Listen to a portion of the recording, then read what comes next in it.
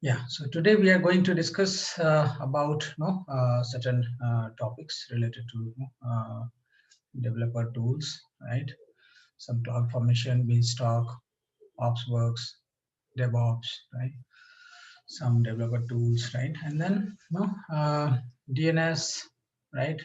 Route 53, about all those things, and then certification related guidance and some mock test, right? And some question answer session, right? So the very first thing, right, for the day is AWS Cloud Formation, right? So what is this exactly? Right? It is just a service. Here you see model and provision cloud infrastructure resources, right? So you see here, right? Code your infrastructure from scratch with the cloud formation template language in either YAML or JSON format, or start from many available sample templates. Right? So it allows us to create and manage a collection of AWS resources based on a template, right? So we can provision, right, and update the various infrastructure resources using this cloud formation. So here, Amazon S3, check out your template code locally or upload it to S3. So you create the code, you keep it in S3 or keep it locally in your system. Now, AWS Cloud Formation uses use AWS Cloud Formation via the browser console, CLI, API, whatever, to create a stack based on the template code. So whatever template code you have created in YAML or JSON, right? Using that, you create a stack, right? And you manage your infrastructure, you provision your infrastructure. Output. AWS CloudFormation provisions and configures the stacks and resources you specified on your template, right?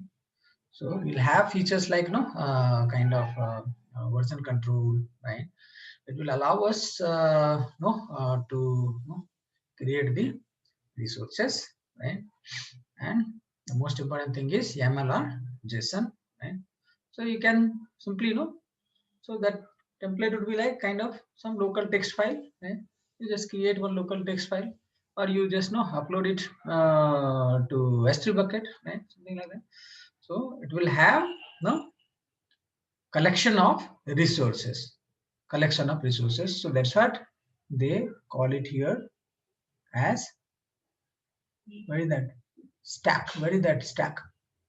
Somewhere I mentioned spider template stack. See here, configures the stack, right? So what will be stack? Single unit of collection of resources, right? So whatever things you are mentioning in the template, this cloud formation, right, will transform it, right? It will translate that template, right, into API calls, right? And it will create that stack. Okay, so it is mainly for provisioning and managing your resources in the AWS, right? You can create, update, delete the stacks from anywhere, from the using the CLI, using SDK, using our command line, that console, AWS management console, right? From where we have been accessing our AWS infrastructure, right? So within that template, you can mention whatever resources you require. You require kind of EC2. You require some you can say like I want to create one security group. I want two instances, two EC2 instances. I want to use that security group in those two instances, right? I want say like two elastic IPs, right? For my two EC2 instances, right? I want like one S3 bucket to be created, right? I want one application load balancer, that ALB also I want, right? So that in front of my two of the EC2 instances that I have created, I should have one ALB also, right? All those things, right? You can mention there in your code, whatever code you are creating, right? So what will be the benefit? It will be a kind of infrastructure as a code. Did you hear that term, infrastructure as a code earlier? Natraj Dharma? Infrastructure as code. No, No, no. Did sir. I you? think I'm hearing now. Now only. Okay. So there is a concept of infrastructure as a code. So far what we have been doing, we are going right and creating one EC2 instance manually, right? Right click, left click, we are doing, and then we are going and doing all those things, right? So we don't have to create no resources manually, right? So it will be all managed through code.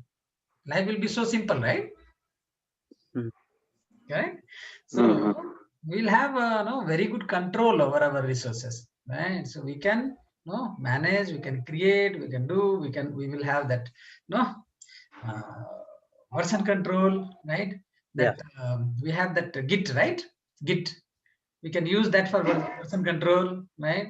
So if you want to make any changes in your infrastructure, right, it will be like just a click, very easy, fast, right, efficient.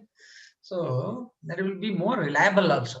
See, when we do things manually, there will be chances of manual error also. So if you are creating a document, if you are creating a kind of template, right? So that will be standard one, tested one, right? So based on that, you can create multiple things, right? You can manage it. So there will be less chances of errors also. It will be consistent, right? Right. It can be repeated, right? So that's what is the benefit of code, right? You can repeat it, reuse it, right? So, and the best part is what you have done, right? Or whatever you are doing, you will have a documentation for that. That code will become a documentation, right? If you are doing something manually, you don't have a document, right? So that code itself becomes a documentation, what you are going to do and how you are going to do, and all those things, right? And then overall kind of when there is less loopholes, right? So there will be a better security also, right? So overall, just understand that our infrastructure management, right, will become very easy.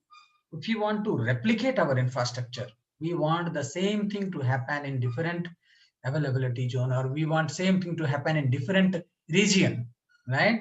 We want it to happen in different no account. We want to do same thing. So we will have the template, right? We can easily, fastly change our infrastructure. Understood? So Yeah. it's a huge, very huge thing, right? Right? Concept, right? But once you understand it and once your organization starts using it, right? So it will make life very simple, right? So it's like you can simply look for it. It's like you just go there, you just look for that cloud formation, right? So just look for cloud formation, create and manage resources with templates, right? So top features, stack sets, resource import, stacks, exports, designer. So it would be like, this would be the beginning point. Just have to go there, right? So when you get a chance, just go through the videos, right? Some video would be there, some basic information should be there, some benefits, features, right? How to change. So just try to explore, click here and there, try to understand what it is, right? Revise, quick starts, try to create that stack, right? So nothing like that. Like you just create template is ready, use a sample template, right? Create template in designer. So lot of options are there, right? You just say like use a sample template. You will have like lamp stack, Ruby, WordPress blog. This template installs WordPress with a local MySQL database for storage. See, simply you choose this, right? S3 URL, like that it says. You can view that in designer, right? So you can view that in designer. You look in that, you'll get a design view there. See, you see the code here, how it is coming, right? So things should be like using the code. So you should have that knowledge of that what YAML or JSON, whatever format you want. So you can choose YAML or JSON, right? So you can update like that and just go in the YAML format. So it will be like this. For Ansible, we are using this YAML format. JSON is there, right? So this is also simple. So like this, you can just use all these things. You can just code it and whatever things you require. Right? So you can just budget. Right? So lot of here template, component mapping, conditions, this that lot of features are there. So mainly what you have to understand from the certification perspective, right? So how it works, right? I'll just say close page. So what you have to understand, you have to create a stack. You can create some database or something you saw, like it was getting created, right? So the database will be created. You create the database user, you create the password for your database, right? You create some kind of instance, right? So whatever you choose, you like that you choose, and then you can create your stack and you can start using for provisioning and for other purpose for managing. So that is like a good big use feature, right?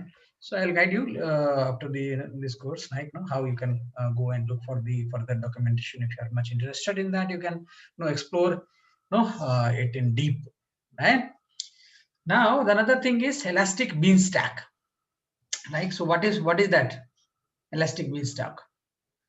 It's like platform, right? Quickly deploy and manage applications in the AWS cloud.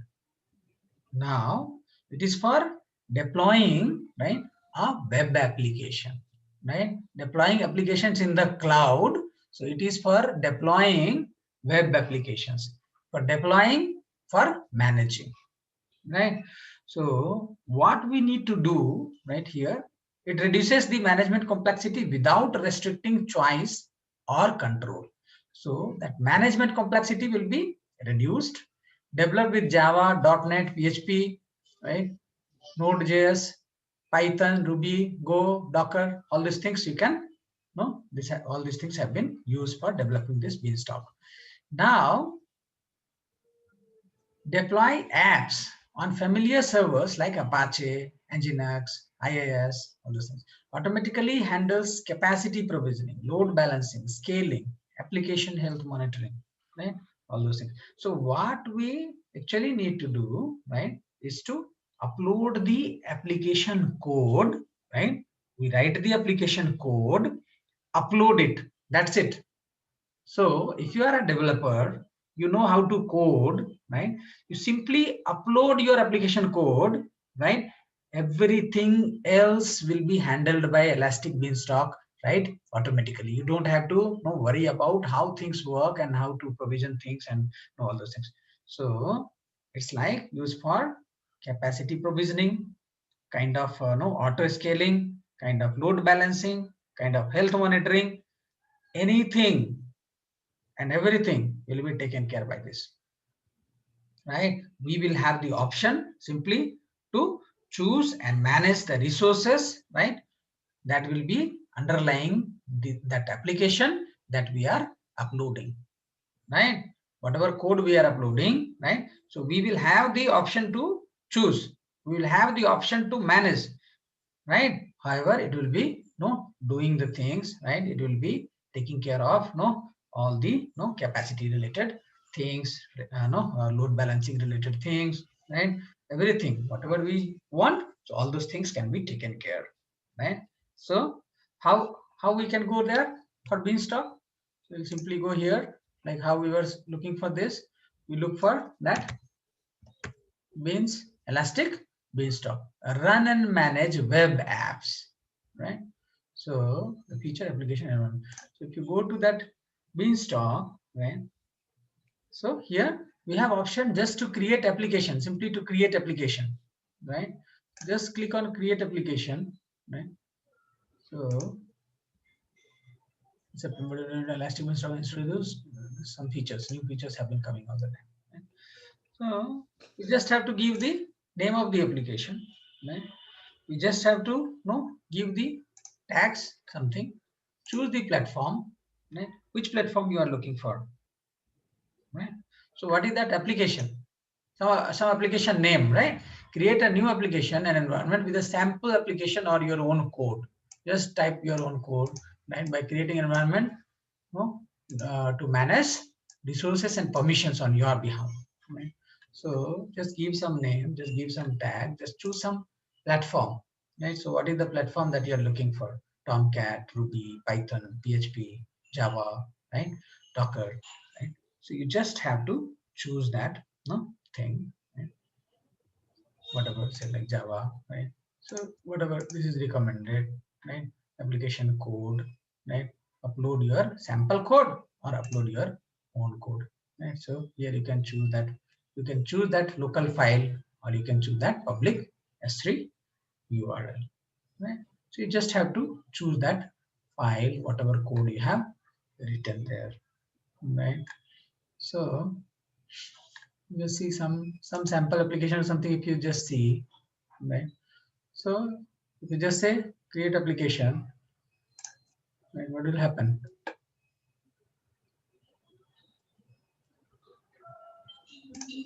It's not going. Name I have not given. So give some name, some Java, right? Validation, error application. Okay, so just click on that create application. So describing configuration settings, right? Creating test Java -env. This will take a few minutes, right? Using Elastic Beanstalk AP South, this Amazon S3 storage bucket for environment data. Create environment is starting. So you see, it's like simply getting created. Right? Nothing we did. Right? And you have test the configuration. Created security group. See, did I do anything? I didn't do anything. Created target group. Right? Using Elastic Beanstalk AP South created starting. So like this, it is telling us like what all things are happening. Created auto scaling launch configuration. See, understood, understanding, getting it. Yes. So lot of things in the cloud, right? That makes life easy for different kind of audiences, right?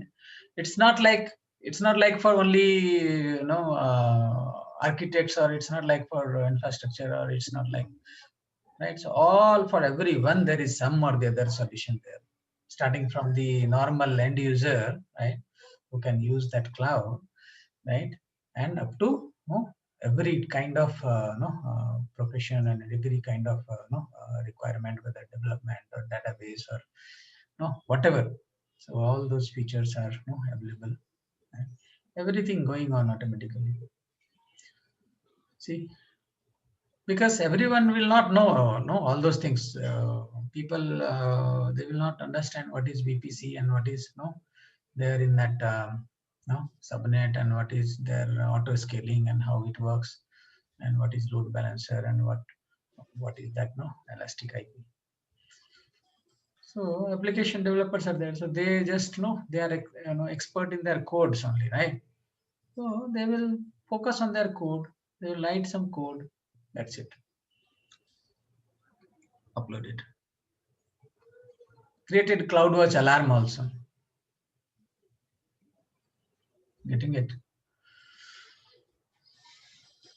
So this is how that these things work, right?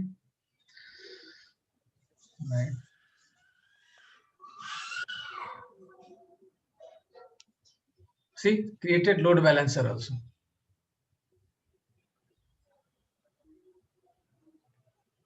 Load balancer created, load balancer listener created. Going on. It's just giving you update that what all things are going on.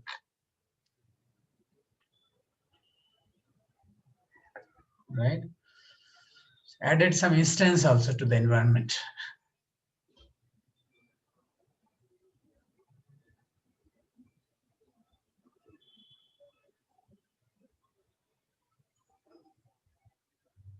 Right? See, a lot of things going on, right? So we'll come back here.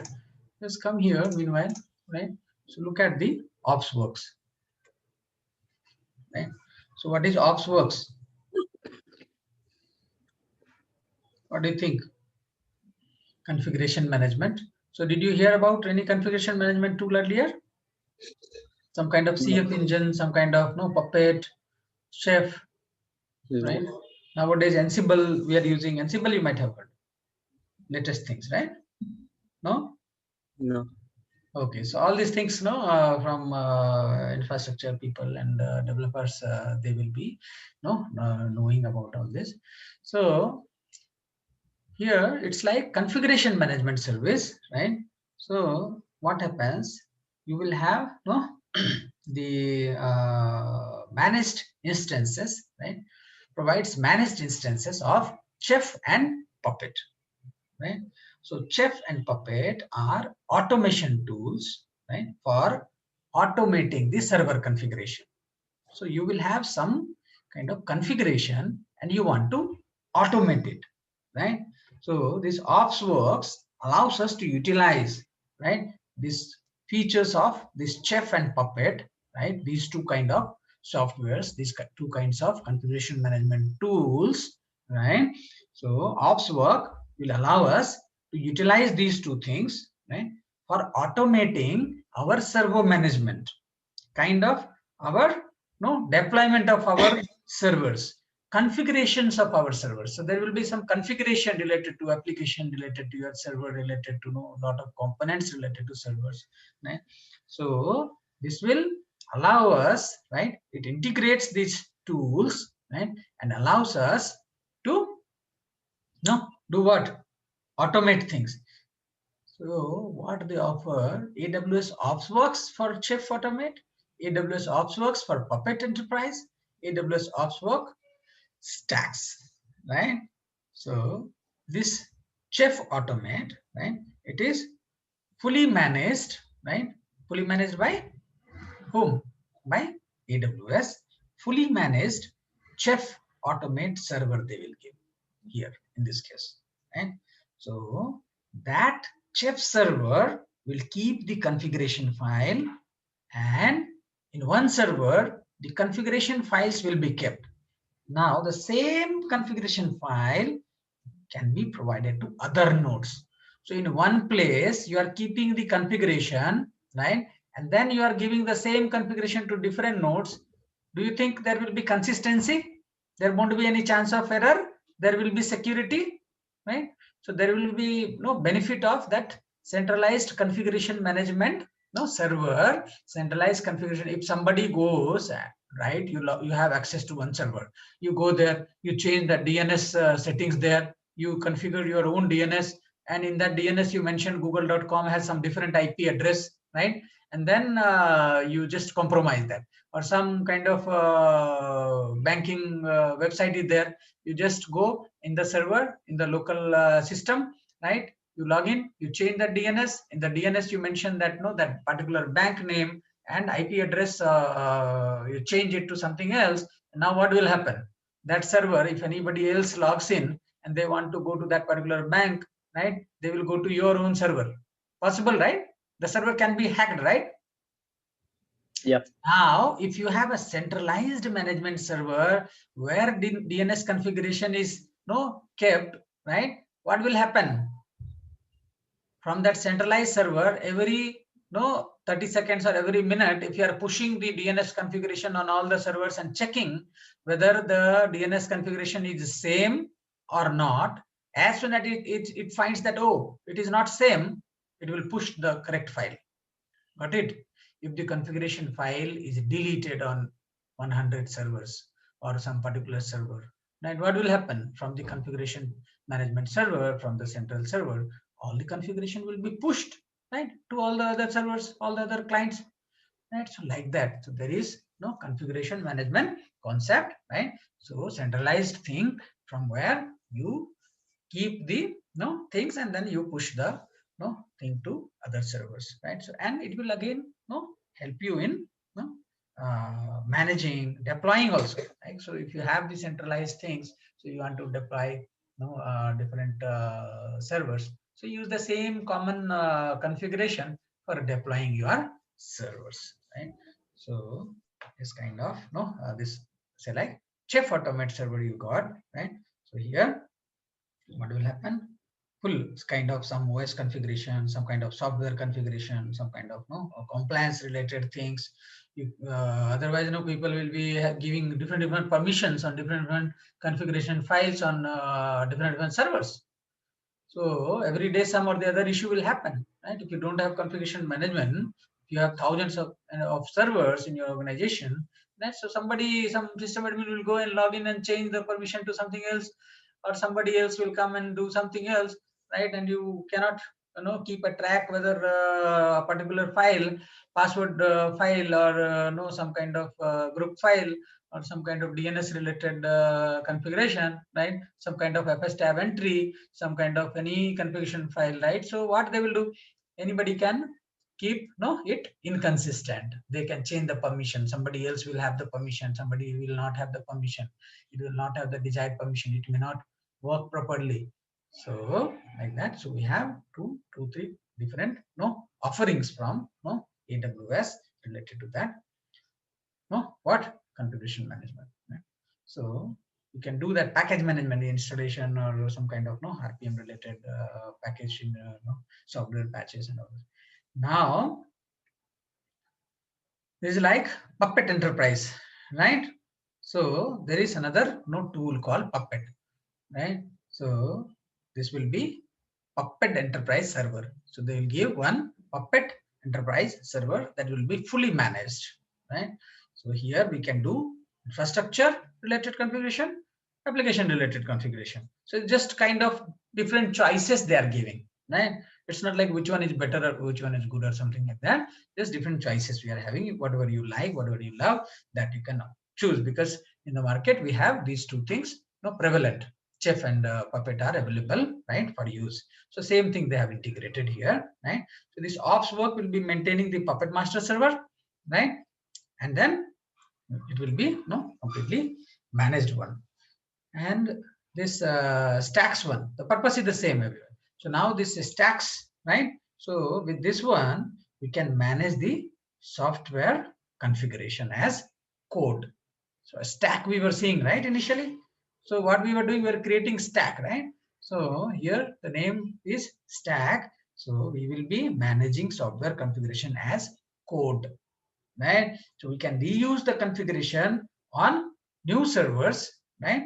And or maybe whatever existing servers also, right? And we can take care of the consistency of the configuration, right? So it will be, there will be in Chef we will have a Chef recipe, right? Some kind of scripting is there. You might have heard about bash scripting, right? Bash shell scripting, right?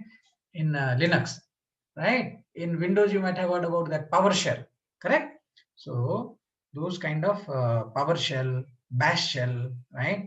And Chef recipes. So all those things will be supported by this OpsWorks stacks. So you can write code in Bash, you can write in PowerShell, you can write Chef recipe. This Chef is there, so there will be Chef recipe. So that also it is supporting, right? So we can automate, right, package management, we can automate software configuration, right? So all those things. So we'll have stack. From stack we'll make layers, from layers instances, and then application will be running there. So that is this ops work. I'll just go back. See here, test Java -n. So here you see it says okay. right? Health is okay. Running version, sample application, upload and deploy, right? Here it has given all the information, right? So instance deployment successfully, use commands, right? Instance deployment completed successfully, application available, right? Successfully launched environment health has transitioned from pending to okay, initialization completed 23 seconds ago and took 4 minutes. Total, this much it has taken, right? So like this, see here, test java -env test java, you have the URL, right? Just click on the URL and what do you see?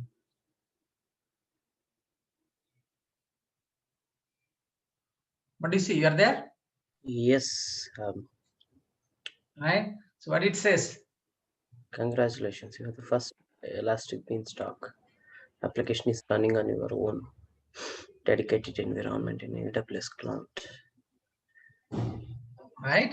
So did we do anything to be truthful? Right? Nothing, right? Here it was sample code was already there, so we just clicked it, right? Yes. So existing code was there, so we just clicked it. And now if we don't have the so now it became highly available also. So lot of whatever was in the background, so everything was done automatically, right? We didn't do anything.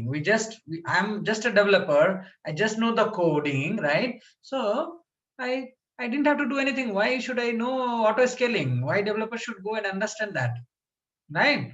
So you upload your code and it's done. Making sense?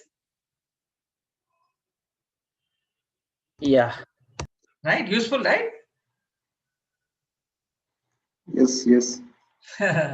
So like this, life is so easy, right? So like this it happens. So we have that application will be visible there. So recent environment, right? Like that it will show. Now if you just go to that here, you go to that EC2, right? If you go to that instances, right? You see test java -env, that instance is running here. So if you see, I have one environment here, right? So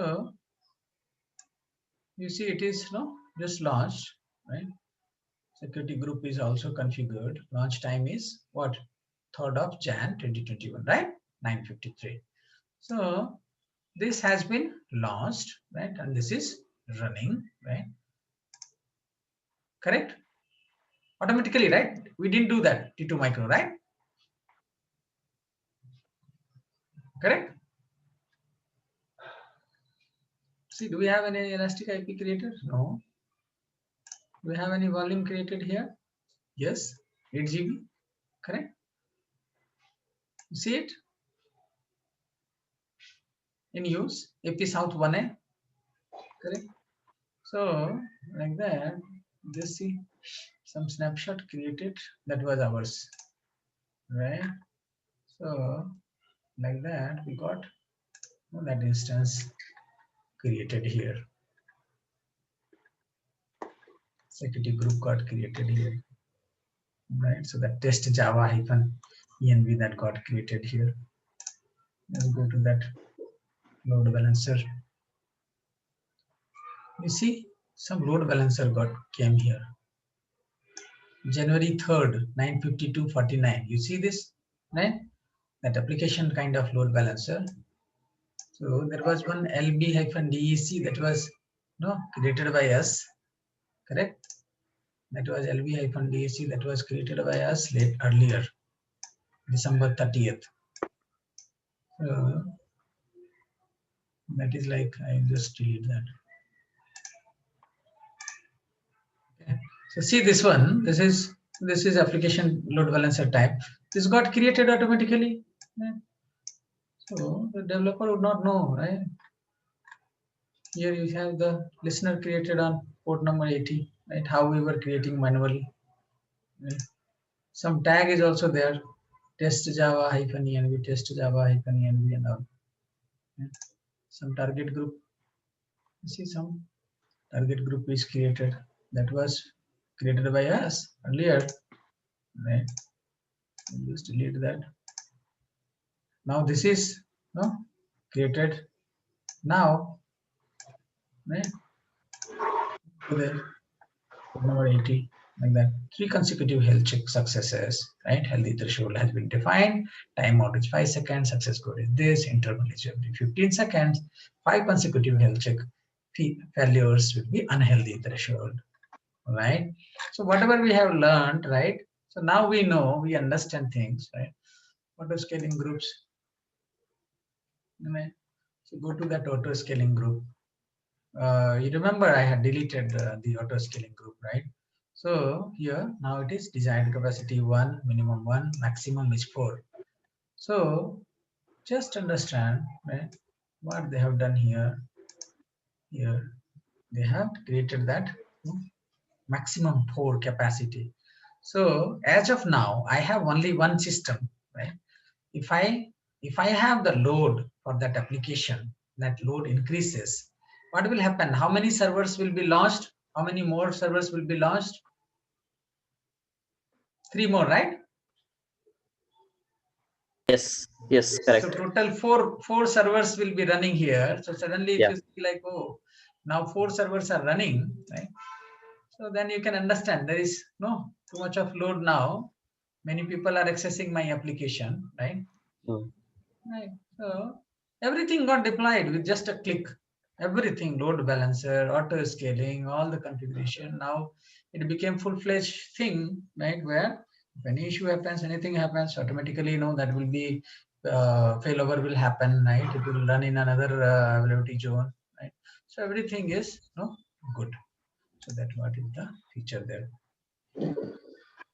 So here that similarly that ops works, right?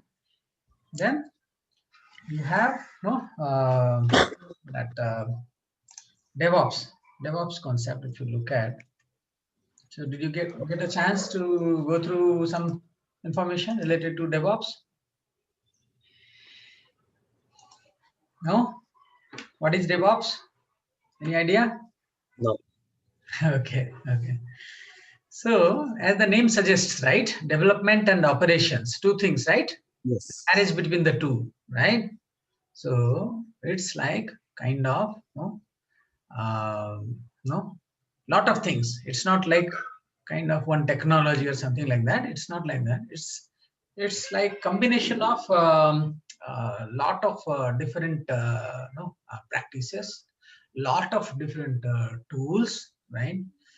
So what happens is you want to give rapid delivery, right? Speed, you see, rapid delivery, speed, right? You want to scale things up or down, right? You want reliable thing, right? You want improved collaboration, security, right? So all those things, right? All those features it will give, right? So under this model, this and development and operations will not be different, right? So when you are following DevOps model, right? So what will happen? These two things, right? Two teams will be merged. The development and operations team will be merged in a single team, right? So what will happen? No, the engineers will be working across entire application life cycle, right? Starting from the development phase, right? Building, testing, releasing, right? Monitoring, planning, right? So everything, all those phases, right? So the engineers will be working there, right? From beginning till the end, right? And so there will be different kinds of models within DevOps also, right? So there will be different concepts, different terminologies, right? Different way they can modify, they can tweak things, right? So it depends on the organization, kind of application they are working, right? But in general, right, it is a practice, right? It's a practice of managing development and operations together, right? So that you can quickly give the reliable software reliable solutions to the end users, to the customers. Getting understanding little bit? Yep. So what is the benefit? Speed, Yes. right?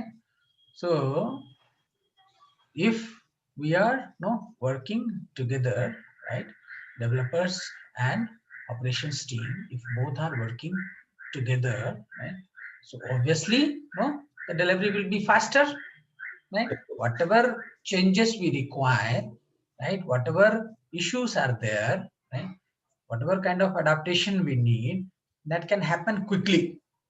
It will be efficient, right? So speed will be obviously better, right? Speed of delivering the solutions, speed of delivering the uh, whatever feature in your software, right? So that will be faster. So you will do rapid delivery. Delivery. Correct. So your product, whatever you are making, right, that can be created very easily. Any kind of bug is there in the system, any kind of feature, new feature is required to be added, that was requested by the customer, right? So those things, right, our response to the customer, right, would be very quick, right, and it will be it can be reliable also because of that, right? So the quality, right, that you are making in your whatever changes that you are doing in your software, in your infrastructure, right? So that will be reliable as well, right? So this DevOps gives us that reliability also, because a lot of monitoring, logging, right? A lot of tools so will be used here, right? Lot of there will be something of continuous integration, some concept of continuous integration and continuous delivery. There is some term like continuous integration. So what happens there, these developers will be regularly merging their code. There will be one central code, central repository will be there. Earlier people were using like some kind of SVN, some kind of what was that version control system, CVS was there, right? Now Git is there, right? So some kind of no central repository will be there. They will be controlling the version. They will be using the testing the applications. So continuously they will be adding their code to the central place, right? They will be doing that merging the code there, right? And then they will be releasing the code, and again they will be going back, right? So this build, test, release, right? This cycle will be going on: build, test, release, monitor, plan, build, test, release, monitor, plan. So this will be continuously going on, right? So what will happen? Because team will not be working in isolation, right? So all right, people will be working. Some team will be working. Developers will be working alone, right? So it's not like that. So all will be working together. There will be some central thing, right? And then there will be version control system for sure. So nowadays Git is very popular. You heard about Git? Git, Git. Yes, yes. Everyone is using Git only. Yeah, so nowadays all Git. Earlier we were using CVS version control system, then SVN, that mostly, right, subversion we used to call, and then nowadays all Git, everything is Git, right? So this Git will give shared repository, right? So we can commit our code there to the shared repository, right? Using that Git thing, right? So we can test it locally. It's free, right? Yeah, it's free only, right? You can simply create your account there. Yeah, You can start using, right? Open source, created by Linus Torvalds yeah. only, who created that Linux, right? Same guy. Linux only. Okay, yeah, yeah. Yeah, yeah. Linus Torvalds, who created our Linux kernel. So the same person. So now, Uh-huh. yeah, so very famous and very good tool, right? So you can that is very useful, right? That Git, right? Now continuous integration, right? They will create the code and they will put in that common place, and then there is a concept of continuous delivery also. Continuous delivery, right? So there is another practice, right? So whatever code changes will be there, that will be released, right, to the production. So they will build, test, and release, right? So it's like because of that continuous delivery, right, we can automate the testing, right? So we can verify the application related updates, right? Different aspects will be there related to that application feature or whatever, so before giving to the customer, right, we can do all those testing, right? So that testing, right, will keep on happening. That can be automated. So it will give you, those developers who are building that code, right? So they will have more confidence, more power, right? They can do some kind of PLT, performance load testing, something can be done, some kind of API related, if any issue is there or something, whether it is working from this mobile, whether this is working from Android, whether this is working from iOS, right? Whether it is opening properly in the iPhone, whether it is working in the tab, whether it is working on the Firefox browser, whether it is working in Internet Explorer, everything they will be doing. They will be testing, right? So different kinds of tests will happen, and then they will be finally they will be giving the code to the customer. So before giving to the customer, there will be no kind of continuous deployment, right? So continuous delivery and, right, continuous deployment, right, continuous integration, right? So lot of different concepts will be integrated there. So overall, just understand that this is a practice, right, which is very much useful, right? And this is here in if you talk about AWS perspective, right? So we have the choices, we have the DevOps related tools, right? And we have lot of features. You have seen how how quickly we have used that infrastructure as a code, right, in the cloud formation, right, thing, right? And how we have uploaded the code, and how soon things are working together, right? So we will have lot of different solutions, different kind of developer related tools, right? And if we try to do things in AWS, right? So here also we can use that DevOps related testing, delivery, integration, right? Automation, kind of building, testing, code build, code deploy. Lot of things will be there. So I'll just show you some tools here, right? So to begin with, you see, look at this code commit, right? So a version control service hosted by AWS, version control service. So we're talking about version control service, right? Subversion I told earlier. We were using CVS, right? Version control system, and then we had now Git we are using, right? So like that. So you have a service here called version control service called code commit, right? So as it is managed service, managed version control service, right?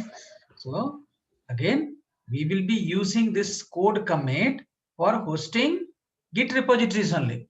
So we will be hosting Git repositories using this code commit, right? And it can store any kind of code, right? Or kind of binary, right? Or code, or like any kind of code, or maybe in binary format also we will have. It's not, may not be in clear text format, right? So that also can be hosted here, right? And we can collaborate, right, among other colleagues, right, other different teams, right? So we will have central repository, right? And we all entire team, right, can collaborate there and use that, right? So we can say like one person wants to edit it, right? I want to synchronize it, right? Somebody wants to compare things, right? Right? Or I want to change my code. All the features will be available, right, using this service. So you heard about IAM, right? Earlier we studied about IAM, identity and access management, Yes. right?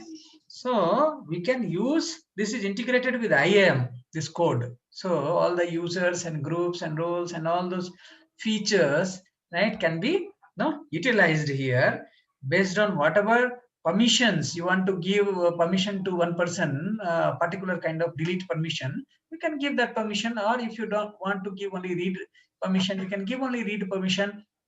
So all the features of IAM, just think, and then you think that anything you can control here, right? How, who is accessing, when they are accessing, right? Everything can be controlled, right? So what is the benefit? We have all the benefit of fully managed service. So whenever I told about fully managed service, so what I told, it will be secured, right? It will be scalable, it will be reliable, right? So all those benefits of managed service, right, that we will be getting, right? So kind of hosting, kind of maintaining it, backup related thing, a scalability related thing, right? Everything will be there. Then collaboration, right? Security, right? And overall in DevOps practice, we were seeing that we want to give speed, right? So that speed will be there, it will be faster, right? And it will be highly available, right? Reliable, right? And it will be supporting all the Git commands, whatever Git related commands are there, everything it will be supporting, right? So we'll be using this for hosting that Git repositories altogether, right? So simply we have to go and say like code commit and create repository, right? So whatever things we are learning here, so we can simply access all of them, right, from the console, right? So simply you go there, right, and you say commit. You say commit, so you'll find code commit here, right? So you just find it here. So it says here, you just go there, artifacts, build, deploy, pipeline settings. And so you will have no option here just to click on create a repository, right? Give the repository name, right, and description, and you create your own repository. Simple, right? So like this, you can access any of the development tool, right? Whatever we are discussing directly from the AWS management console, right? So see this code build. So code commit, you understood what is code commit? Version control service, right? So you have one particular version, you can just maintain that version, right? If it is deleted, still it will be the previous version will be available, right? You can, all can work together, all can collaborate together, we can modify, we can so now that is now code build. You look at what is suggest by name, it is a build service. That was version control, right? Because all names will be looking same to you for today, correct? First time you are seeing this, right? Yes, Yes. yes. So all will look same only, right? Now you many things will come today at the same time, no? So it will be like all mixing up. So just understand like committing the code, right? Code commit, right? So you are committing to the centralized repository, right? So when you are committing the code, so you are controlling the version, right? So it's a version control service here. So now come to code build, as the name suggests, build, right? So it is a build service, right? So build service means what? It will be used for compiling the source code, right? So you write the source code, you compile it, right? Now you run test on that code, okay? Now that code, whatever you have kept there, right? You are compiling that, you are testing that, and then what it will produce? Software packages. So it is to build the software. This code build is to build the software package. So what you will get as a result here? Software package. Getting it? Right? Yes. Now we can get pre-configured build environment. We don't have to configure it. We can get pre-configured build environment here. We can also create our own custom build environment that can be used by us, and then that we can, our team can use it. We will have some kind of build tool, our own build tool. We can use our own build tool, right? So we can do that. We have the choice, right? We will be charged for what? Only our compute resources, right? It will be based on some permanent basis or something. So whatever compute capacity, whatever RAM, CPU, whatever resources that we are using, we only pay for that, right? So you heard Jenkins, anybody? Yes, I heard. You heard Jenkins, right? Yes. We can compare this with that.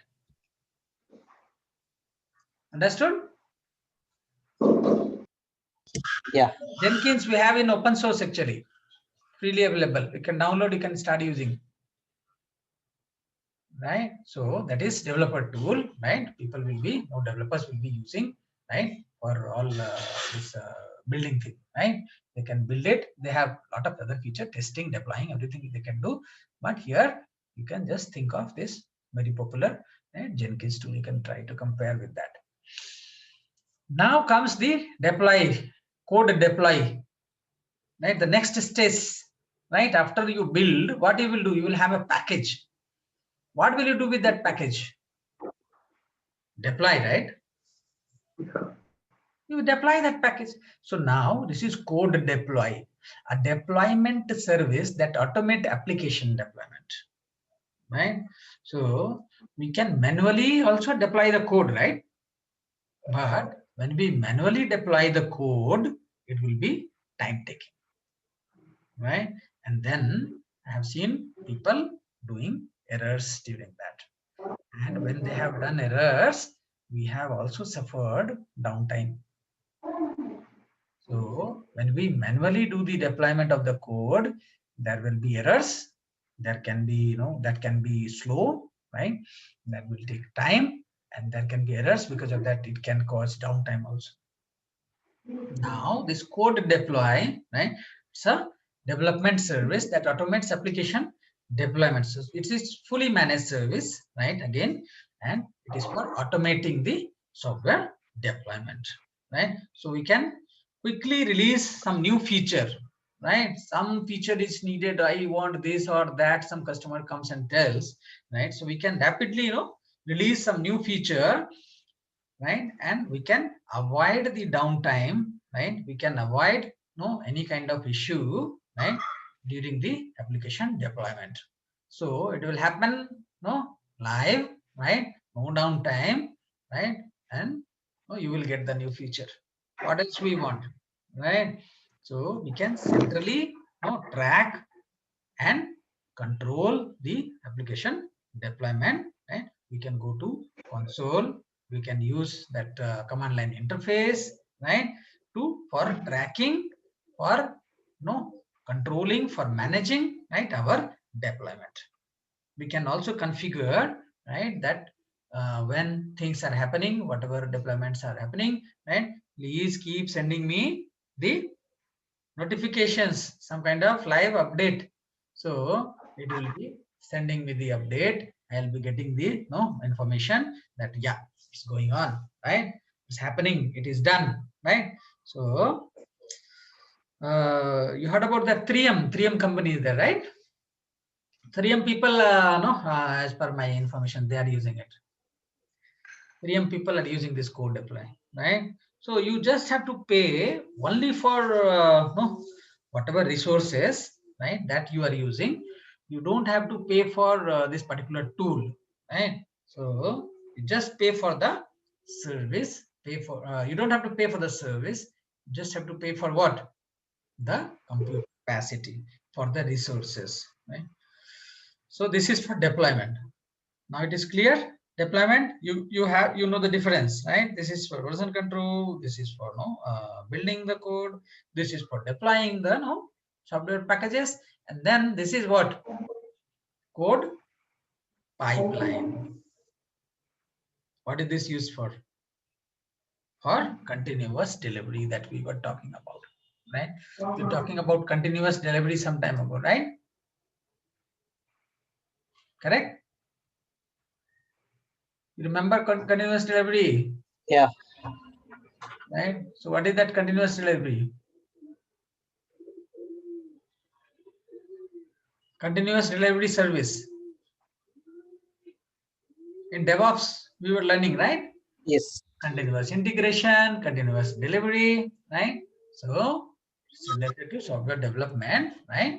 So we will be, whatever changes we will be making, that will be automatically prepared for a release to production, right? So that will be going to production, right?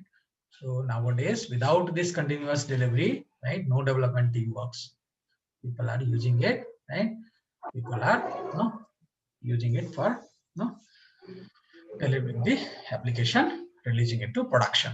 So continuous delivery service used to model, visualize, and automate steps needed for software release, right? So we will be doing what? Here we'll be doing that building, testing, right? And then what? Releasing, right? Deploying to do the deployment to what? Please. Staging environment, right? Some QA environment, right? Yes. And then Yes. to the production environment, like that. That is delivery pipeline, no? So this delivery pipeline, the same thing here, code pipeline, right? So this is fully managed continuous delivery service, right? So it will automate the release pipeline, right? So that it becomes faster and reliable, right? So it will be like, you build, right? You test, you deploy, right? So all those phases, building, testing, and deployment, right? All these phases becomes automated. Understood? You just make a change in the code, that's it. Life would be simplest. You modify the code, that's it. You don't do anything else. You modify the code, right? What will happen? Everything will happen, that's it. Okay, so build, test, deployment phase will get automated, right? Whenever there is a change in the code, right? So it can be easily integrated with GitHub, right? Or any other custom or third party whatever plugin. So it can be integrated, right? And then it can automatically it can make the changes whatever is needed. So that is the entire pipeline. So that is another tool. Just the next concept, right, about the DNS. Did you get any chance, right, to look at the DNS thing?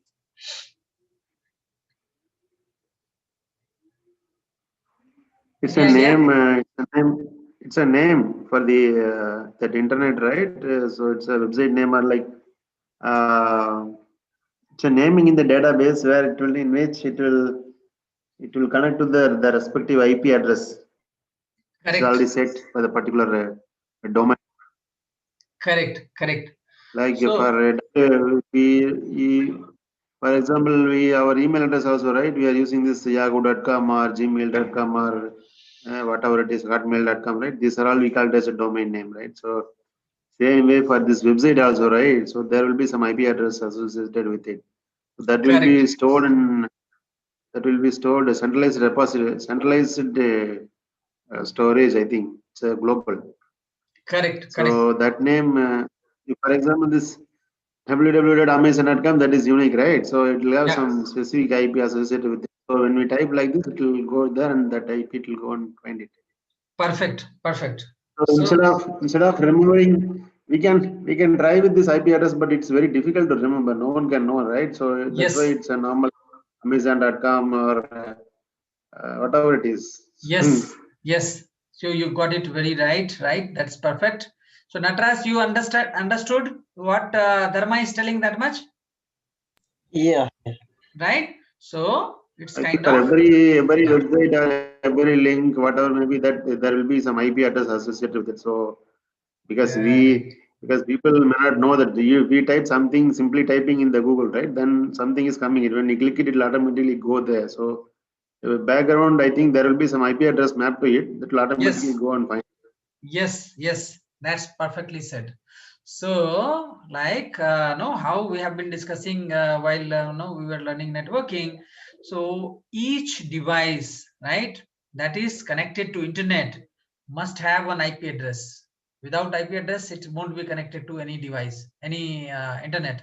So each device, whether it is a camera, whether it is a refrigerator, whether it is a television, whether it is your mobile, whether it is your tablet, whether it is your laptop, whether it is your desktop, whether it is a server, whatever device it may be, whether it is nowadays fan also coming with all IP addresses, right? So so now with all connected things, right? Internet of things, right? So now it is like everything will have IP address. Now how do we remember water purifier that will have an IP address? So that no, you can see like what is going on in your water purifier, what is going on in your fan, whether you want to start your fan, you are here, you want to switch on your light, right? You are outside somewhere, and using that IP address, you want to switch on a particular light named is A. You can switch on that particular light, right? With that, so lot of things, right? How many, earlier we had only systems and servers and few websites.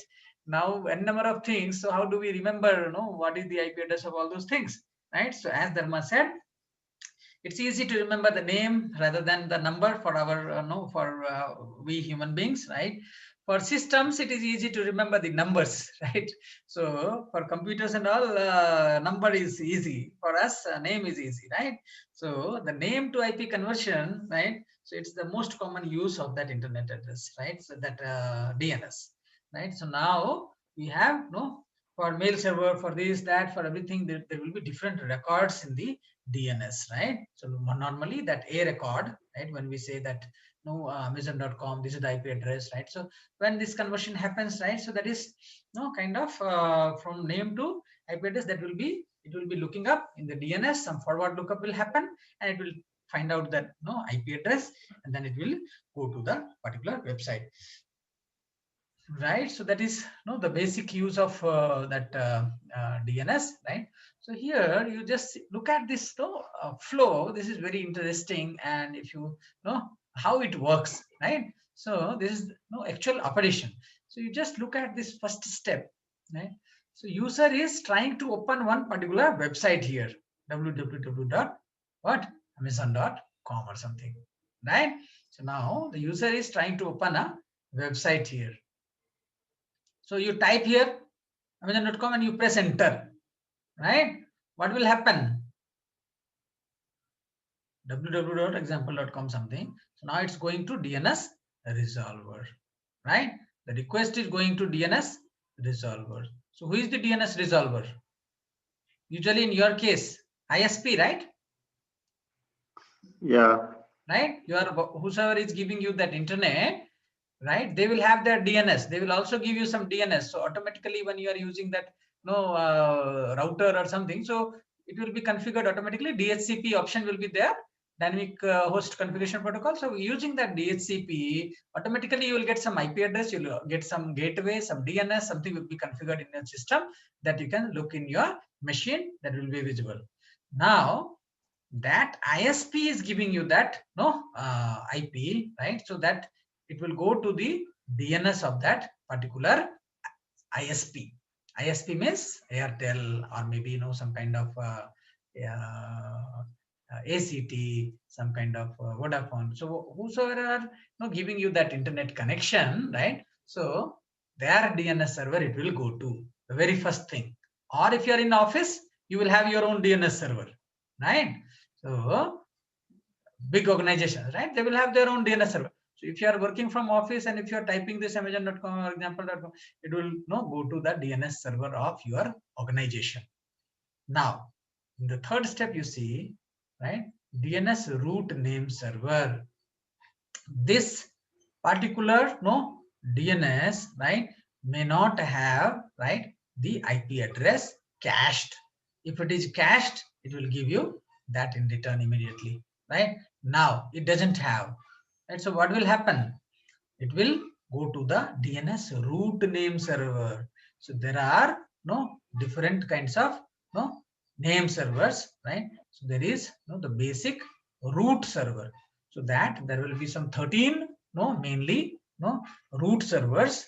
In lot of parallel architectures will be there, hundreds and hundreds of servers will be there, but there's like mainly 13 different kinds of servers, and that root server will have information of that top level domain, TLD, top level domain, like .com, right, .net, .org, right?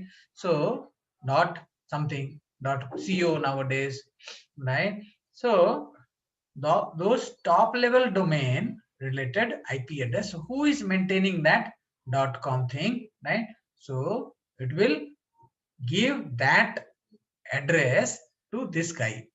So it went to your ISP. From there it went to the root server. Root server has told that no, I don't have everything here related to example.com, but I know this .com person, this .com server, right? I can give you IP address of this .com only. Take that much, right? Take that server who is handling this .com. So just take that .com here. It will give the IP address of that .com server. Now, with that information, this ISP's DNS, right? It will do another iteration and it will go to what? The name server for .com top level domain, right? So it will go there and it will find out what is the IP address there, right, related to that example.com. So it will just go there and will say give the go to route 53 name server. So here in case of our Amazon, right, it will be route 53 name server. Then it will go to that example.com. It will go to that route 53, right? Here they will have the actual information of that example.com.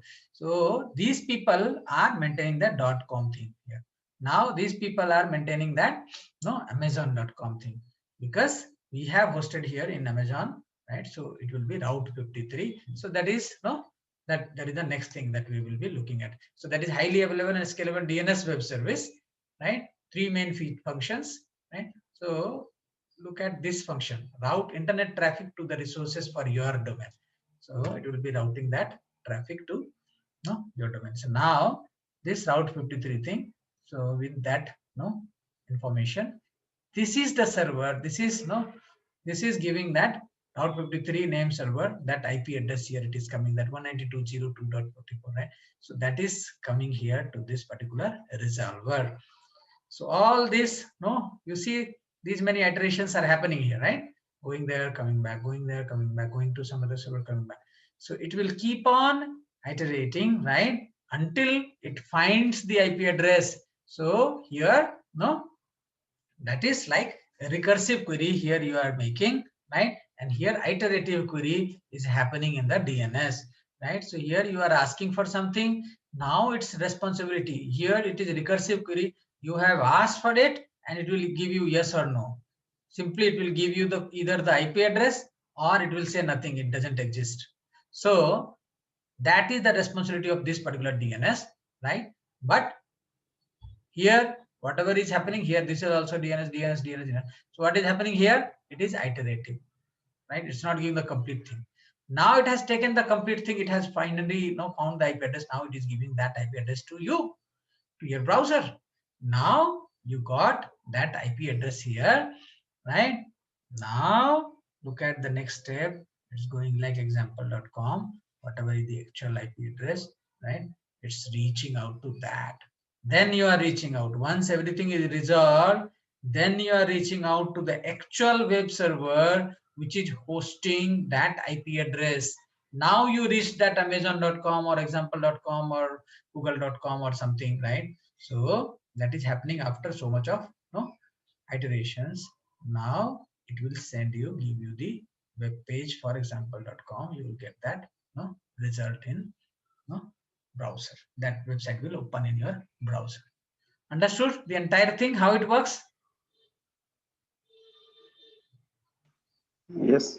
Yeah. Right.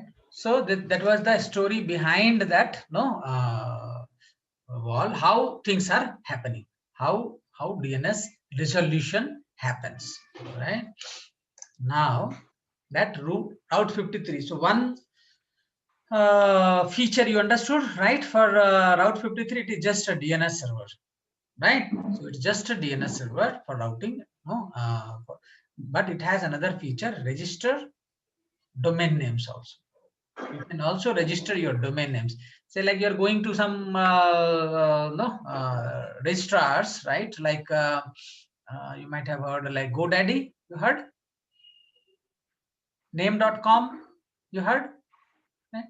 So many of the registrars are there where you can go and register your domain names. You want some website, nataraj.com. Okay. What will you do? How will you get it? Tell me. Nataraj, you want to run your own website? Yeah, that Yes, should no? be registered, right? First, before that. Yeah. How will you register? That nataraj.com you want?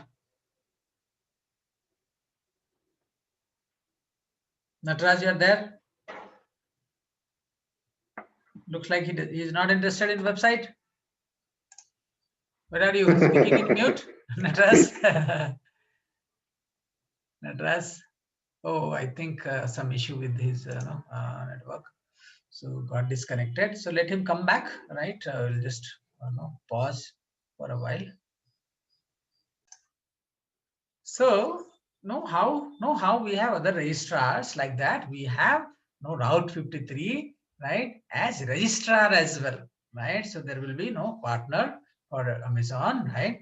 And there will be different registrars, right? So we can register our domain names, right, using this AWS, right, using this Route 53. So you just have to pay for that registration fee. You can buy your own domain name, right? And then you can configure your website. So you know how to host your website in S3, how to host your website in EC2, Yes. all those things right? Yes. Now the only thing you need to do is just buy a domain name, right? Register a domain name using this Route 53, right? And run your website, right, on some Elastic IP or something, right? Yeah. And then you have a full-fledged running website for about 1 year or something. And if you require some help, you can just use some kind of template, WordPress or something here, right? You can quickly run your website and you can, it will start working using this Route 53, right? You can register, you can run. And then another benefit is check the health of your resources also. Yeah. Right. So three things using this Route 53. One is the normal DNS lookup that we were looking at, right? So you looked at this page, right? So this normal thing here, you see this Route 53 is giving that name, right? Yeah. So this Route 53, right, can be used for name resolution, normal name resolution task, right? As your that example.com, that server related information. So it has given that DNS, right? It is just a DNS. This one task it has done, and then it can do the task of what? Registering domains. Yeah.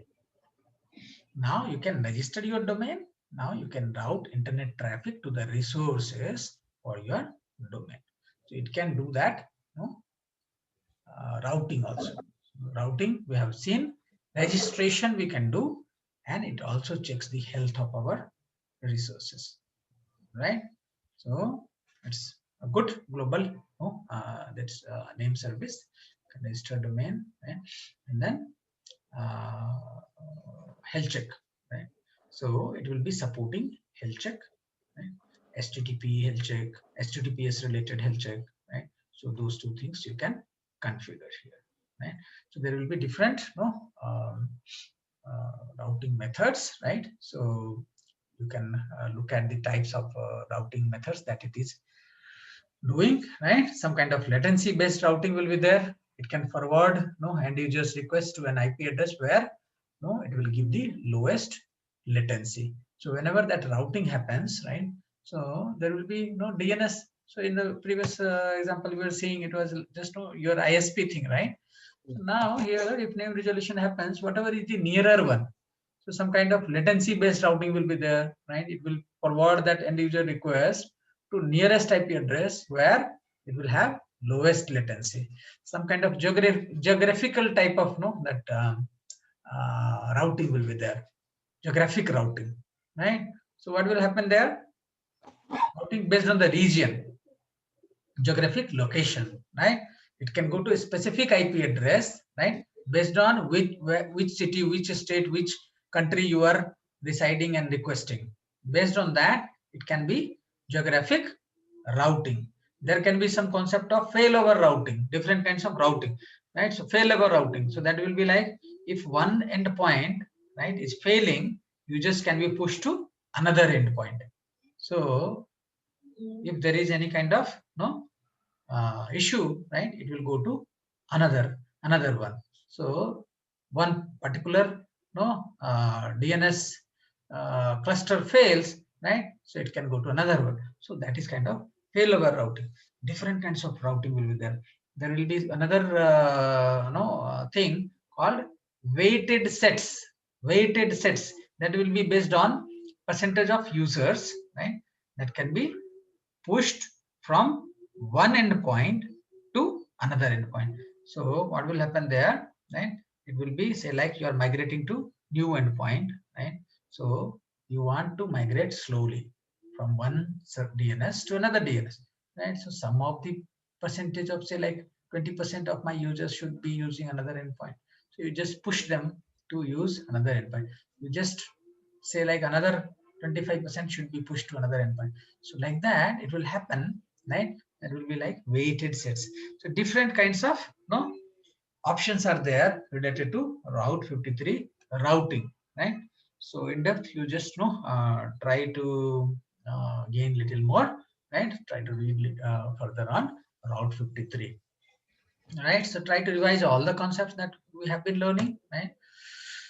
Now we have that architect associate level understanding of the certifications questions, right? So what do you want to do first? You want to no discuss about the certification, or you want to do questions first? We'll go questions first. Okay, so let's do the questions first then. So find out questions. I have this questions. Dharma, you ready for questions? Yeah, yes. Okay, good. So here is the first question.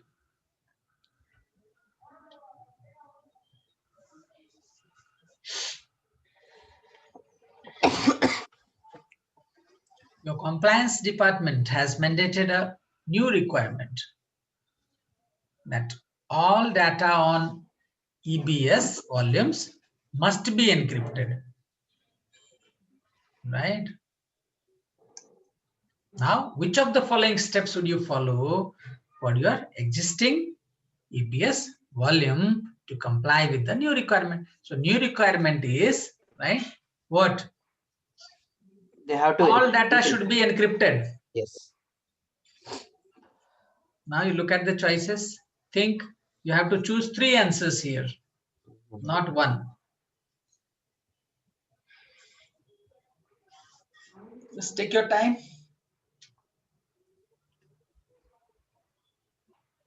So this will be one answer or multiple answers, sir?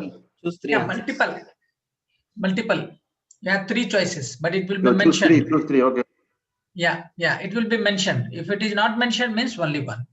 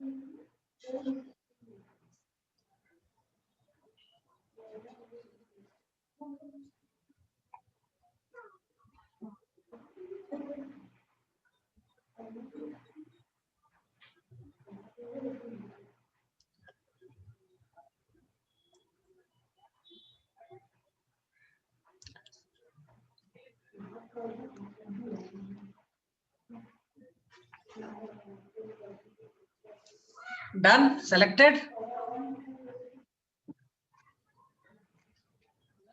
Very difficult.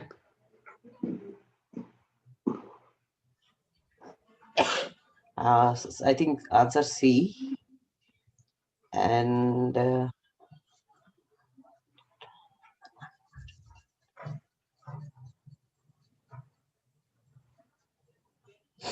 answer C, E, and D. C, D, E. C, D, E. So Nataraj says C, D, E. What about you, Dharma?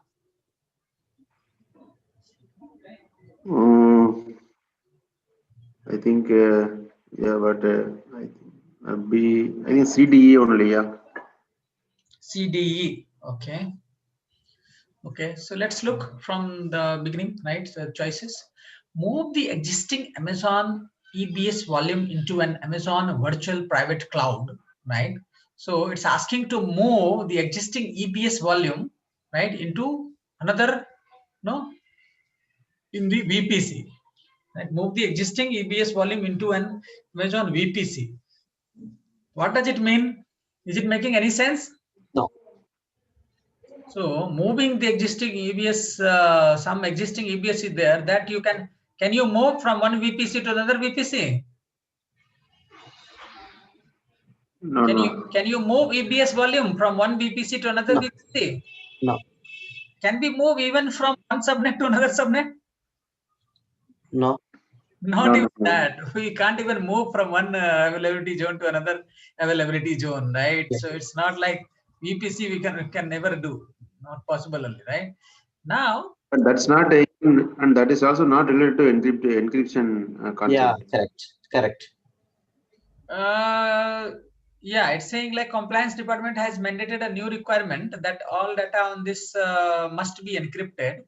Using which of the following steps would you follow to for your existing EBS volume to comply with this? Comply with the new requirement. So this, yeah, this step, right, is not making any much sense, because existing EBS volume, if you move, then what will happen? That cannot be a step. Here you see, create a new Amazon EBS volume with encryption enabled.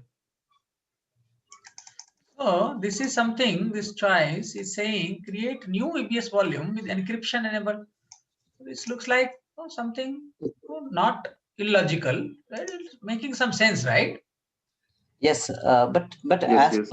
as per the question is like your compliance department has mandated a new requirement that all data on Amazon, I mean EBS volumes must be encrypted. Yeah, Right. so here it will be enabled. There will be EBS volume will have, yeah, some existing data. Yeah. So if it is existing data, so point B will not be the suitable, right? It's a new requirement. I mean, it's a new creating a new EBS volume. Okay, okay, okay. So let's keep this aside, right? Yeah. Let's come back to C point, right? Yeah. Now it says modify the existing EBS volume properties to enable encryption, right? Yeah. It says modify existing EBS volume properties to enable encryption. Both of you have chosen this answer, right? Yes. Yes. Before choosing this answer, did you try to find out, right, whether you have the option to modify existing EBS volume properties to enable encryption? Do you have that option? Can you enable encryption in an existing EBS volume? Is it possible? Say like you have some volume, right? And already you have data. Can you enable encryption in existing volume? Are you sure? We haven't tried. So when you are creating a volume, that time you have option, right? Initially, Yes. right? So you have the option to choose whether you want it to be encrypted or you don't want to be encrypted. That option is there. That I am very sure. But while doing that modification, right, there is no option actually. Understood? There is no option, right, to modify, right, the EBS volumes properties to enable encryption. There is no option. That's it. So C cannot be an answer. Okay? A cannot be an answer. Yeah. Now, when A and Okay, C then B, D, cannot be E. an answer, right? Then you have no choice other than choosing B. You have to choose B, right? Yes. Now, how that will make sense is, now you look at B. First thing is to create a new Amazon EBS volume with encryption enabled. So you go and create a new EBS volume, right, with encryption enabled.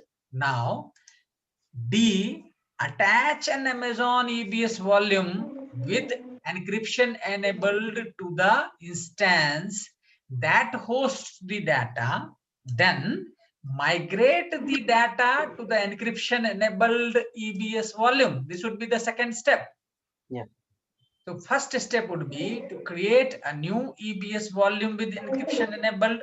Second step would be to attach an EBS volume with encryption enabled, whatever is there, to the instance that hosts the data. So you know how to attach it, correct? Yes.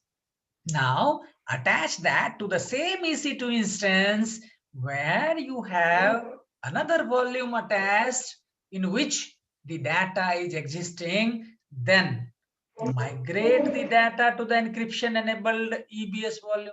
You need to copy, you need to migrate all the data from existing one to the new one, right? Now that's what, copy the data from unencrypted EBS volume to the EBS volume with encryption enabled one, right? So this is the third one. Understood? So B, D, and E will be the answer. All agree? Yep. Okay. So questions will be like this. Some kind of confusions and all will be there, right? Look at this second question.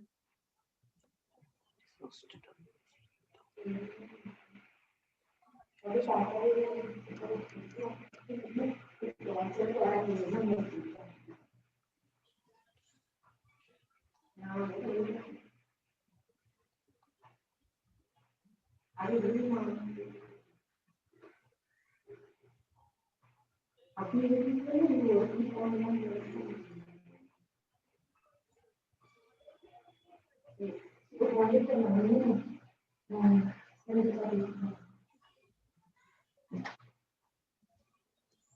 answer C, EFS, Amazon EFS.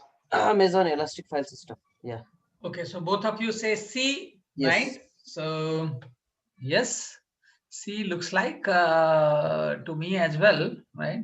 So it says your website is hosted on fleet of EC2 instances that leverage auto scaling to provide higher priority to ensure that content on the website is sustained through scale up, scale down. You need a common file system. So as soon as you saw common file system, you understood it should be elastic file system, right? Yes. Perfect, perfect. So that is good. That is good. Now look at this third one. Looks like a bit bigger, but usually you can find some questions like this. Okay. You'll have questions bigger, right? But it will be just like scenario based. So big questions you can expect. Okay. Yeah.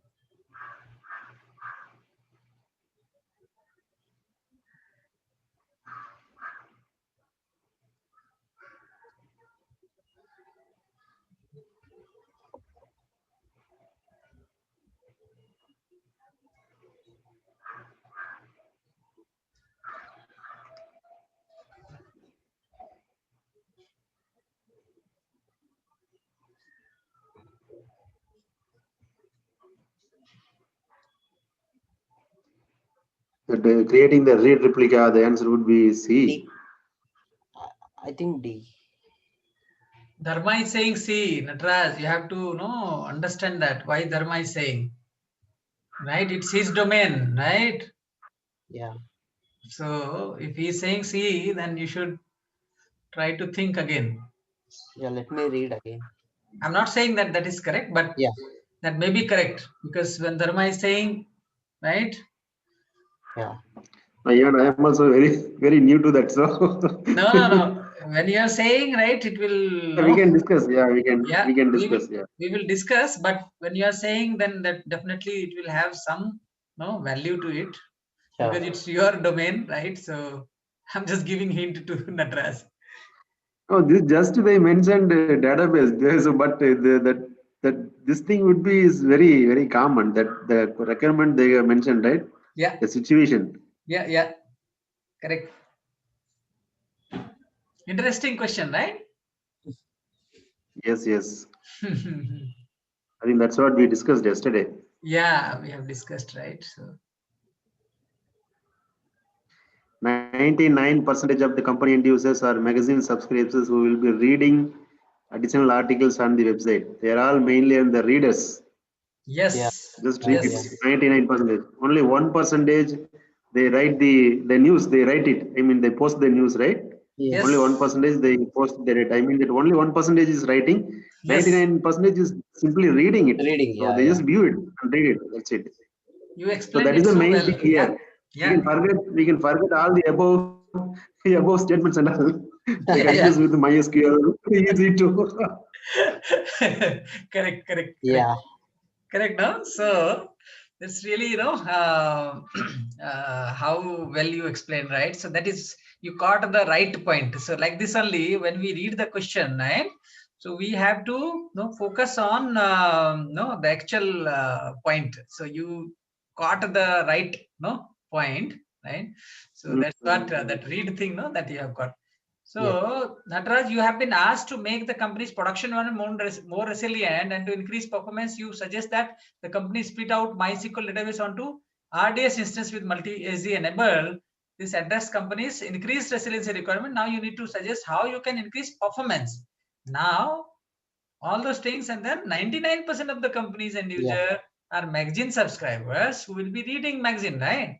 Yes. So they will be reading it. Very less people will be writing, right? Writing, yeah. So based on Correct. that, if you see, alter the connection string so that if a user is going to write data, it is written to the secondary copy of the multi-AZ database or something. So it's just to make fool of us, right? Yeah. So so if user is going to write data, it is written to secondary copy or something. Not making sense. After alter the connection string so that if a user is going to write data, it is written to the primary copy, right? So by default, anyways, it will be written to the primary one. Recommend that the company use read replicas, right, and distribute the traffic across multiple read replicas. So we can have up to 15 read replicas, right? 99% of the users are no readers, right? So this is making sense. Now migrate the MySQL database to Amazon Redshift to take advantage of columnar storage and maximize performance. So that will be adding too much to the cost, right? Yeah. And no, This will whatever. be, the Redshift will be like this data analytics, right? Data warehousing tool, right? Where to collect Yeah. data from all and store it. Yeah, But performance will increase, but it will ruin the organization's revenue. actually, this is maybe this point also we can discuss it, like just for consideration. This will be collecting data and keep it in one repository, like Amazon Redshift. So collecting multiple news, for example, this question, Yes. collecting news from multiple places and keep it in one place, one single repository, that is Redshift. That's okay. Yeah. Yeah, but to this question, I think okay. It's like not relevant here because it's like the to the point logical answer, right? Because it's about read, so read replica. That's it, simple. So when we have the simple solution available, right? So if we go for that Redshift, right? So that will be mainly for analyzing storage and all, right? But when we try to do this, storage, we want to add more storage or thing, right? So performance we can try to increase, right? But it will not be of any sense, right? Yeah. It's like, why then what is the use of read or write or something? If it is no kind of analysis, then there we use that Redshift, right? So Redshift is for analyzing your data, right? And it will be definitely you will have that faster solutions. You will have compute optimized that data warehouse thing, right? So all those things will be there, but that will be kind of not relevant at all, right? So now look, smaller question.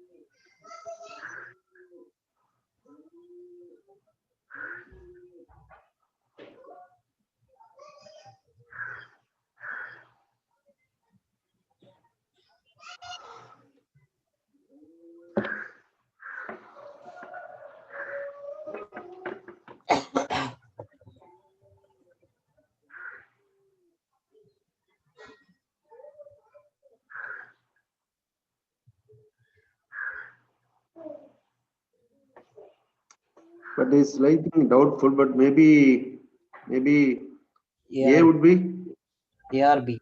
answer A. Dharma says A. Natras? I think A or B. A or B. Okay. So B will be very dangerous, right? Terminating only, right? Yeah. You terminate the DB instance, right? You want to do failover testing, right?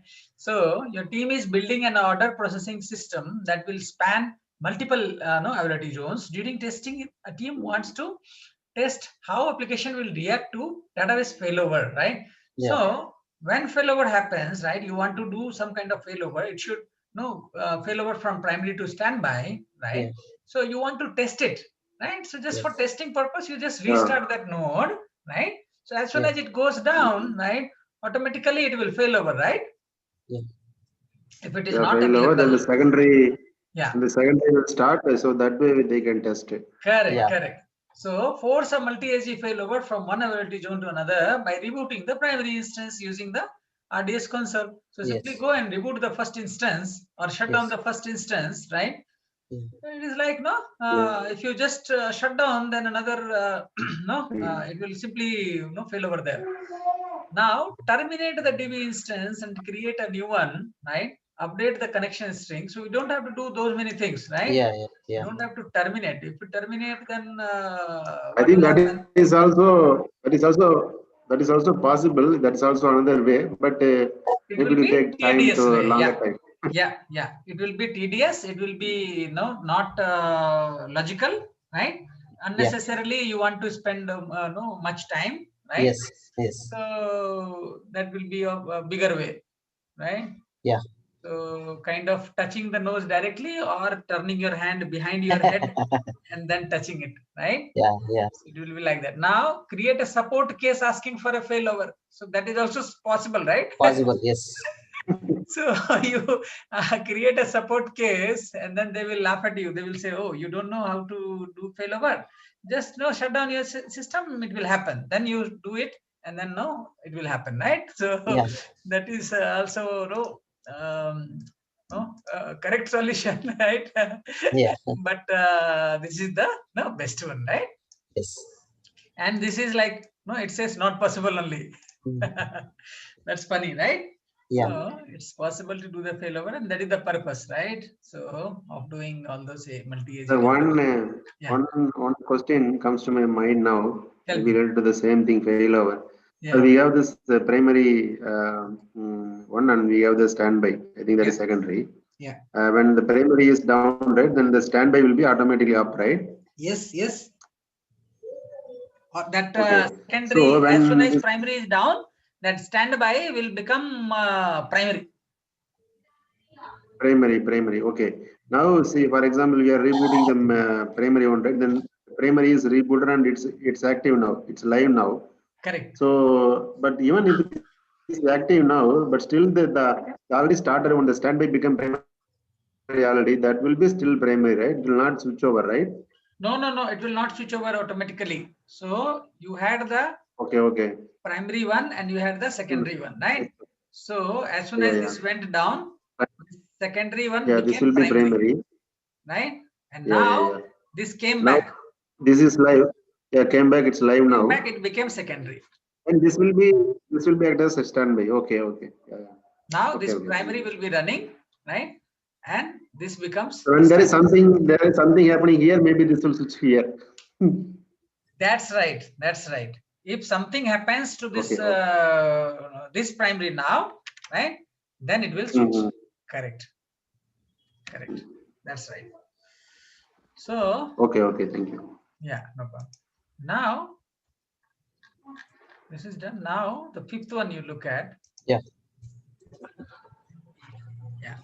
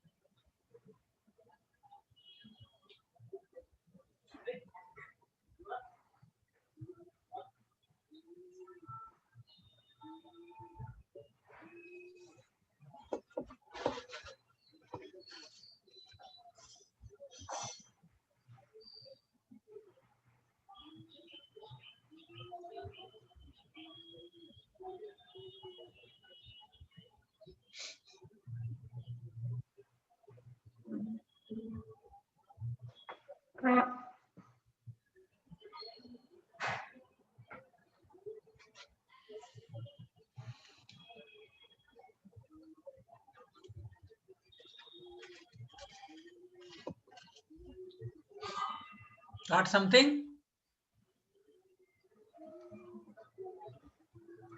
Little confusing. Okay, let me just put it in no, that notepad.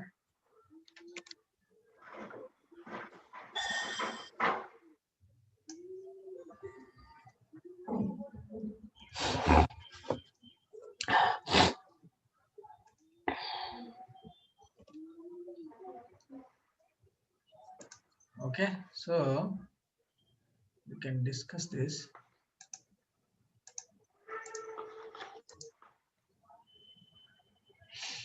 For an application running in AP Northeast 1 region with 3 availability zones, right?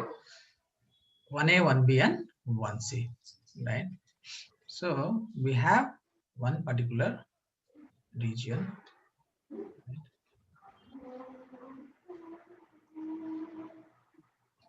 And then we have 3 availability zones.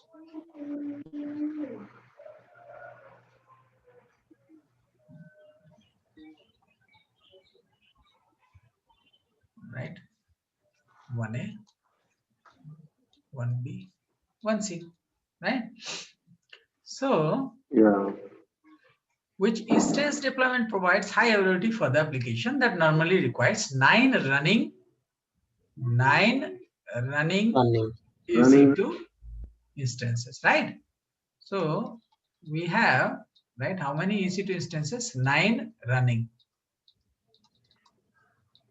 Now, but can run on a minimum of 65% capacity, which auto scaling launches replacement instances in the remaining availability regions. Okay, so 65% is fine. So minimum equal to 65% of 9. Correct, no? So 65% of 9 means what? No, I think 9 into 65 maybe close upon to 100? six instances, close to. So how much it comes? 2. I think 2 or 3 something. 2. No, it's close to 6 instances. 9 running, right? So 65% of 9 will be close to 6. 13 9 117 only, right? 5.85. 5.85. 5.85. 5.85. Okay. Okay. So 5.85, that is not possible. So 6 should be possible, right? Yeah. Okay. So similar to 6. So if we have 6 instances running, right? In another words, they want to say that, right, minimum 6 instances should be running at all time, right? Correct? Yeah. Yes. So minimum 6 must be running, right? Yeah. Total 9 are running, right? However, it can manage with 6 instances also. So if 6 out of 9 are running, right? So if you take this percentage, it will be 2 upon 3. So 2 upon 3 means 3 6, yeah? 18. So it will be 6 point something, right? 6 point something, right? So sorry. How much it will be? 2/3, right? 6 point something only, right?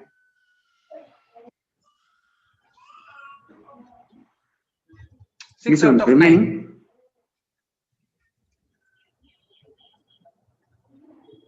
Correct, no? 6 out of 9 should be running, means 65%, 66%, right? Yeah. How much it will be?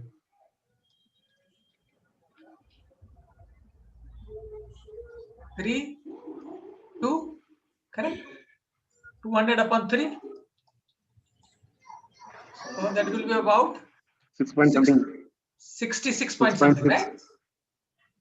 Yeah, right. In Chagat, 66.66. 18, and then again it will be 20, then again 6, then point, then again 6, right? Yeah, like that it will come. So it will come as 66%. So like this also we checked. Now earlier like this also we checked. So it came to 6 instances. And here when we found the percentage, right, 6 out of 9, then it came to 66.6%, means more than 65%. So if 6 instances are running, obviously it is more than 65%. We are good, right? It can manage with 65%. We will be giving 66.66%. It is okay. Now it says deploy the application on 4 servers in 1A. 1A, it is telling 4 servers, 5 servers in 1B, and then keep 5 stopped instances in 1A also. Again, 5 it is telling running, 4 running, 5 running. Yeah. Correct? And then it is telling 5 stopped one. Yeah. Okay. That is the first case, right? A. Now look at that. Here nothing. Now we look at B. So B is telling deploy the application on 3 servers in AP1A, 3 in this, and 3 in that. 3, 3, 3. Now Distributed. look at C. Deploy the application on 6 servers in 1B, 3 server in 1C, and nothing here. Right? Now the next one says D. Deploy the application on 9 servers in 1B and keep 9 stopped instance in 1A as reserved. 9 stopped one. Okay, so now we start looking at the first thing is the question. So it says, right, applications are running here and there, and they are talking about the high availability, correct? Yeah. It should be highly available. Highly available means what? If availability zone A goes, still it should be available, right? Yes. If one is running, B Yes. goes, still it should be running. C goes, still it should be running, right? Yeah. So it says, right, we are looking for high availability for the application that normally requires 9, but can run on a minimum of 65% capacity while autoscaling launches replacement instances in the remaining availability zone. So it's talking about, right, availability, right? If one particular availability zone goes, say like 1A completely goes, whether it can sustain that 65% or not. When B goes with A and C, whether it can sustain 65% or not. When C goes, whether it can, with these two, it can sustain the 65% availability or not. So that's what it is looking for. So if we look at the first case, 4, 5 something, so C is anyways useless here, right? Yeah. So, and then if C is not there, and here you have 4 and here you have 5, if B goes, you will be left with only 4 instances. Yeah. 4 is not 65%, right? Yes.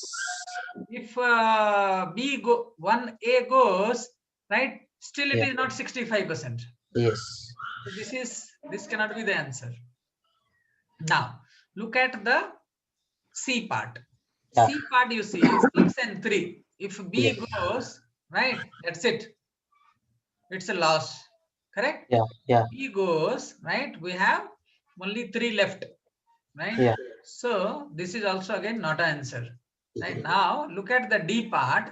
This is the worst thing in the world, right? Yes. So no need to implement anything here.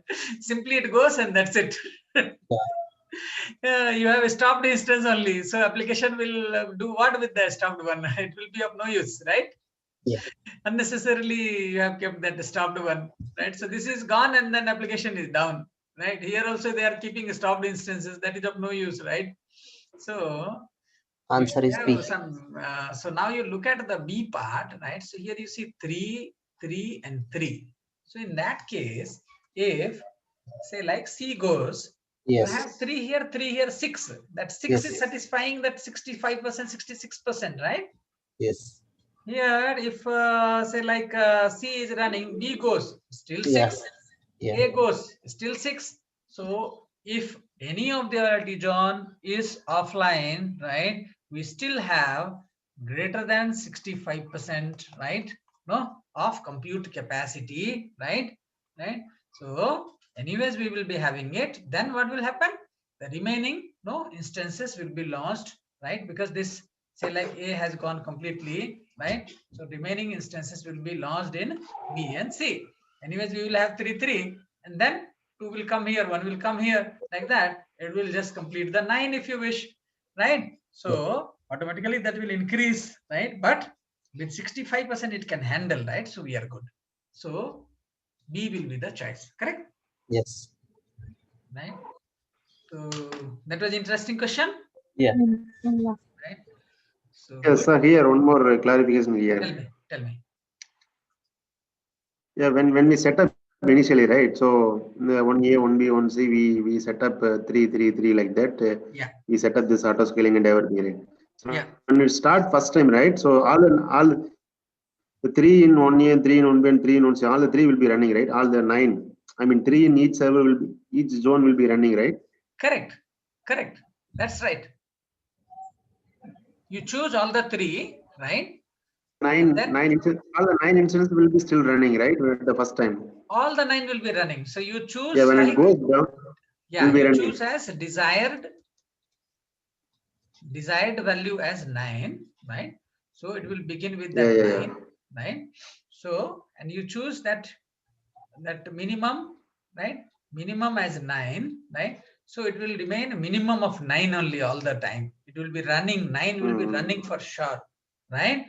Then you can say maximum whatever. But they say okay, 65. They say it's enough. 65% is enough. Yeah, Because 65 is based enough. on the load, right? Correct. 65% is enough, but that is the So worst if case. one goes, one zone is not one zone is not available, the other 2 zones will take care of this fulfilling the 65% of the need. Yes, But then all the yes. 9 will be running, but will be with less load, on each Yeah. zone. So see, we want to have some kind of extra room available, right? So that even if with 65% of 9 means with 6 only it can manage, still we don't want to run on 6 only because you never know, right? There can be no, we want to keep some extra space, right? For better performance or something, right? So we don't want to face some challenge. So we will be running 9. However, we can manage with 6. It's possible. So we want little extra resource to be running, right? Now for redundancy purpose. Now what happens if in worst cases, what will happen? 3 are gone, still our application will be running, right? And then those 3, whatever 3 have been gone, so those 3 will be launched again, launched in the remaining availability zone, just to fulfill that minimum number, right? Again, some 2 here, 1 here, 1 here, 2 here, something will start automatically just to take care of the load. Understood? Because we have configured like that. Yeah, so it will come up. It will come up. It will recover as soon as one availability zone is gone. No, the other 2 availability zone, by adding those 2, it should come as 9. So that we can mention. Right, so good question, right? Right, Yeah. so we can pause here, we can take a break, right? We can come back and then we can look at the remaining slides. Should be okay? Okay. Right, Yes. so let's take a pause here. I'll just run the timer, right? So you just follow the timer and you can come back. You can be on mute, right? So 15 minutes are okay, right? Yes. Okay, perfect.